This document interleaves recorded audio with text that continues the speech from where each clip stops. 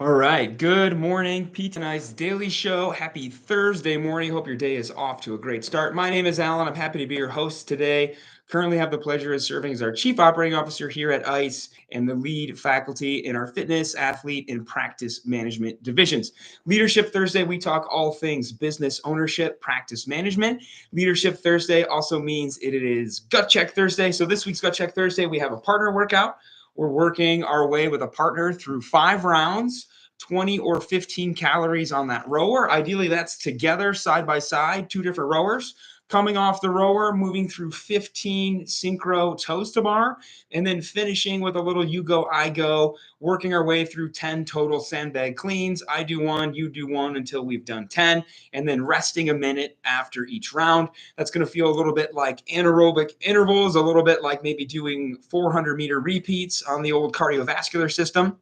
Our goal there is 2 to 3 minutes per round, a minute per rest. Get done with all of that work right around the 20-minute mark. I tested that yesterday in the garage, was able to hang with about 230 to 245 per round. My toes to bar are not the best, but a really nice workout. Very, very simple, very easy to warm up. So that is Gut Check Thursday. Speaking of working out, May is Mental Health Awareness Month. We're happy to be partnered with Forging Youth Resilience. You may have seen at the ICE Sampler a couple weeks ago, we did the Ignite workout, a fundraising workout designed to support fire and support Mental Health Awareness Month. So all throughout the month of May, you still have time to donate to our campaign, which is for Forging Youth Resilience. We're trying to raise $10,000 to help some of those kids go to camp this summer in July up outside of Boulder, Colorado. So you can find more information about that on our link tree on Instagram. Find all about Forging Youth Resilience, find all about the Ignite workout and our fundraising campaign for fire. Today, we're talking about the concept of poise, the definition of poise, of staying in balance or staying in equilibrium. And in the context of today, we're really talking about staying balanced, staying composed, representing poise as it relates both to leadership within the clinic, you and your colleagues and your teammates, but also poise in front of our patients. So the idea of this topic came upon me actually several years ago. 2 years ago in June, I had the pleasure of watching Dustin Jones and Jeff Musgrave teach Older Adult Live down in Kingman, Arizona. And then we took a trip up to the Grand Canyon to do a rim to rim hike. So if you have never heard about that, you've never done it. Rim to rim is half of the hardest thing you can do there, the other being rim to rim to rim.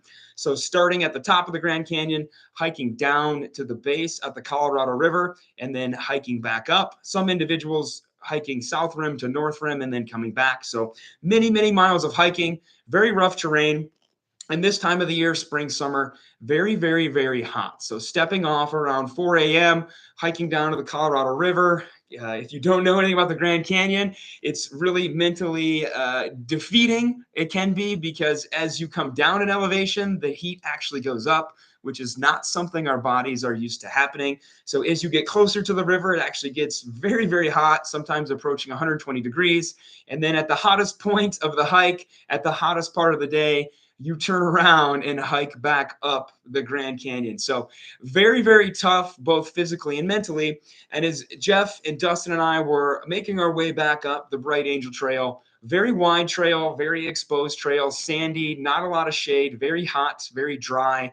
And again, you're already halfway through the hike, so you are already pretty fatigued. And overall, I think it's fair to say that coming back up to the rim to finish the hike, most people are just trying to finish. They're looking forward to being done. And along the Bright Angel Trail, as you come back up, what you encounter along the trail are these things called rest houses. These are just little brick houses for shade that have a well pump nearby so that you can top your water off. And so Jeff and Dustin and I coming back up from the base of the river, making our way back out of the canyon, about halfway up, passed by one of these rest houses, decided to stop, take a break, top off our water. And we walked in this rest house. It was packed full. Every inch of space had somebody sitting and hiding in the shade. And as we looked around, we realized a lot of these people probably had no business doing that hike. If you've never done the Grand Canyon hike, what you experience when you start the hike is signs everywhere telling you, asking you, begging you not to do that hike. warning you that usually somebody dies every day hiking the Grand Canyon. It's very tough, it's very hot. And so as we're sitting in this rest house, we were sitting among some folks who maybe should not have been out on that trail, who were in a really tough spot physically and mentally. And unfortunately, on that hike, you're not really in a position where you can give much help to people. You certainly could not throw somebody on your back and carry them out. You're really not in a place where you could afford to give somebody any of your water or your food. Those folks, unfortunately, are just going to have to wait until the sun goes down, until their body has recovered enough to hike back out of the canyon. And so my first experience with poise and with negative emotions was in that rest house, watching all those people really, really suffering, and the three of us kind of sitting down, not as deep in our tank as some of those folks. But really, the longer we sat there, the more we realized kind of how quiet, how defeated those people were, and how that negative emotion, those feelings of maybe hopelessness, of extreme physical and mental fatigue, were actually starting to get into us. The longer we sat there, the longer we rested, the more we kind of let the whole vibe bring us down, even though when we walked into that rest house, we were definitely not in the same mood. And I'll never forget Dustin standing up and saying, "Okay, let's go. We have to get out of here. It smells like death in here." And what he was saying was, hey, we're actually not as bad off as these people, but if we sit among them for too long, we will convince ourselves that we are. So let's get going. Let's keep making our way back out of the canyon. We don't need to sit and rest here and feel bad about ourselves and how tired we are and how much we just want to be done. We can't let those negative emotions affect us. So realizing that our poise, our balance, our equilibrium, our confidence can rub off on other people near us. And especially the larger group of people that is around, the more people feel a certain way, we can almost palpate those emotions, right? We've all felt that at a concert, or maybe you felt that at church during worship or something. You can feel kind of positive and negative emotions start to infect you almost like a disease. And so recognizing that is a concept that can happen, and that we ourselves are in charge of not only how we pick up on other people's poise, but how we demonstrate our poise to someone else. And so my second point today is learning a little bit about leadership in the military, going to non-commissioned officer academy, and really learning a foundational leadership concept that when you are frustrated, when you are upset, when you have suggestions, when you don't like the way things are going, your suggestions, your feedback, your complaints, your gripes, call them whatever you want, should always move up the chain of command. They should never move down the chain of command. And very similar to the Grand Canyon story, the idea behind that in the military is poise, is confidence of, we don't want to mislead people. We don't want to lie to them about the current situation. But at the same time, complaining to people beneath us about how tough our job is or how bad things are going, especially if they think things are going well, and otherwise putting a damper on the situation, again, can really bring in those negative emotions, can really start to fester and really start to spread and infect almost like a disease. That if we're not careful, that if we complain too much about our business, about our clinic, about our patient caseload, about financials, about taxes, about any of the different things that we can have suggestions to improve, that we can have wishes that they were better, that we can have complaints about why they're not better. All of those things, when we voice those things, especially to people in leadership positions beneath us, we need to recognize that we're just fostering that environment of negative emotion. And my final point is, why does this really matter? Even if you don't consider yourself in a leadership position, even if you're not in a leadership position in your business, in your clinic, you are in a leadership position with your patients. And just like complaining downstream can really have a lot of negative effects on a whole organization, having that same mindset individually with a patient about your business, about your clinic, about how busy you are, all of those things are concepts, are thoughts, are emotions that our patients are very easily able to pick up on. So my third point is your poise matters probably the most with the patient in front of you. I truly believe it's our job to make that person feel welcome, to make them feel like their concerns are valid and that we do have a way to help them. And probably most importantly, our poise is that we are excited about helping them. of not every patient that walks in is a high level athlete, and it's really fun to help them improve their snatch or their clean and jerk or something like that. Some folks come in and we know those patients, they are very deconditioned. Their therapy protocol can look very low level to us, but it is our poise. It is how much we make it seem exciting to do things like sets of sit to stands and 1 pound dumbbell bent over rows and really partial range of motion burpees, and that we clap it up the first time that person's able to transfer on and off a bike for the first time, for an example, and that our poise, our balance is always, if not neutral, erring on the side of positive.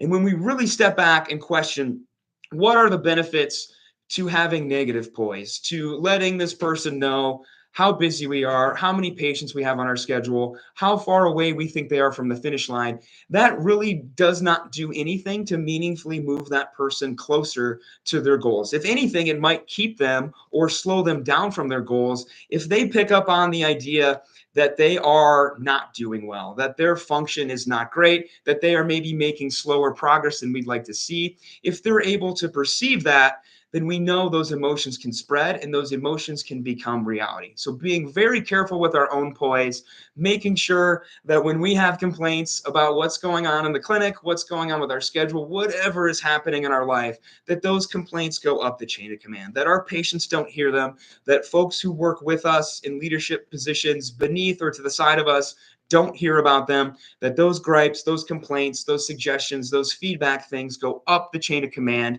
so that the poise of the organization, at least again, stays neutral, ideally trending towards positive, knowing the effect that those negative emotions can have.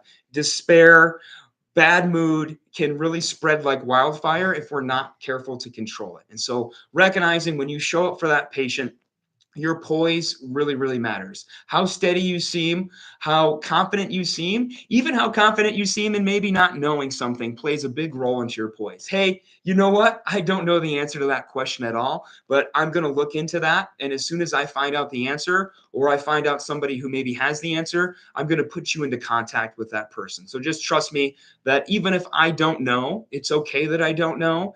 And I'm going to help you find the solution. Just that poise, that level of confidence that we display can go a really long way in patient buy-in. That if they leave the clinic and they feel like, man, my therapist knows what's going on, they know what I need to work on, they're happy, they're excited, they're stoked, they're measuring my progress, they're letting me know how I'm doing towards working towards my goals, and that overall it feels like a really positive environment.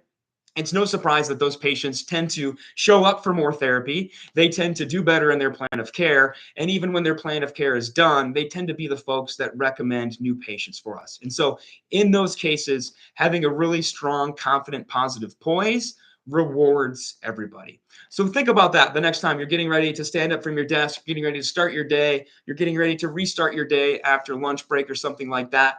Check your poise. Are you excited to work with this patient? Are you going to clap it up that they do that 1 pound strict press, that they get 8 counts done in a minute on the rower? No matter how low level it seems, no matter how basic it seems to you, maybe compared to your normal clientele, check your poise. I promise the more you work on this, the more folks will have fun, the more you will have fun. And not surprising, you'll find yourself having more patients wanting to see you than you have time on your schedule as well. So, poise, think about it a little bit. That's it for today. I hope you have a fantastic Thursday. Happy Mother's Day to all those moms out there. Mother's Day, if you didn't know, is coming up Sunday. Still time to go get a gift if this is brand new to you. And then we're happy to restart live courses after a little bit break next weekend. So check out ptonice.com for all the live courses coming your way throughout the summer and into the fall. Have a great Thursday. Have a great weekend. Bye, everybody.